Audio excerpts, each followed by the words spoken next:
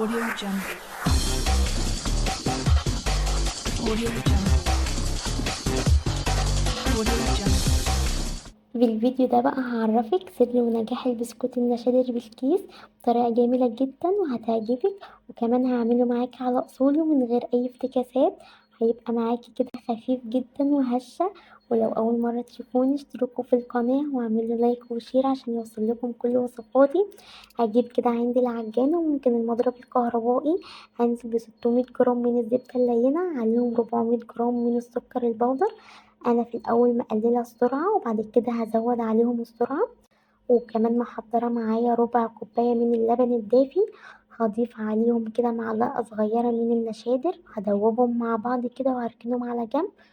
وهجيب معايا كده 4 بيضات، هنزل ببيضه بيضه لغايه كده ما البيض عندي ما يختفي. ولو انتي بتستعملي بيض حجمه صغير هنستعمل كده 5 بيضات بدل الأربعة. وهضيف كده معلقة كده من الفانيليا، عليهم كده ذرة من الملح. وهضيف كده اللبن عندي، وضربتهم كده في العجان لمدة 10 دقايق. وكده خلاص هضيف بقى المكونات الجافة. معايا كيلو من الدقيق، وأهم حاجة يكون الدقيق كويس. ومعايا نص معلقة من اللبن البودر، واللبن البودر اختياري. ومعلقة كبيرة من النشا. ومعايا كمان معلقة كبيرة من البيكنج باودر، معلقة ممسوحة. هقلب كده كل الخليط مع بعض كده. وعجينة البسكوت مش بنعجنها، احنا بنقلبها بس كده تقليبة كده بسيطة خالص.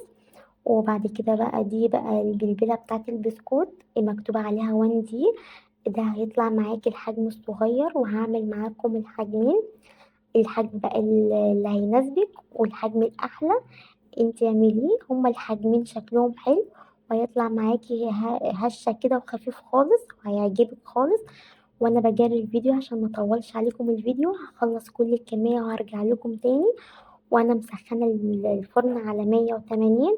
هدخل كده عند الصينية كده، دخلت اول صينية ودي تاني صينية. ده برضو الحجم الصغير هدخله برضو الفرن. وده بعد كده ما خرج شكله جميل جدا وهشة خالص وطعمه تحفة. بجد جربيه هيعجبك. وده بقى الحجم الكبير. انت بقى الشكل اللي يناسبك بقى واللي يعجبك اعمليه. ولو عجبك الفيديو متنسيش تعملي لايك وشير وتكتبي لي رأيك في الكومنتات.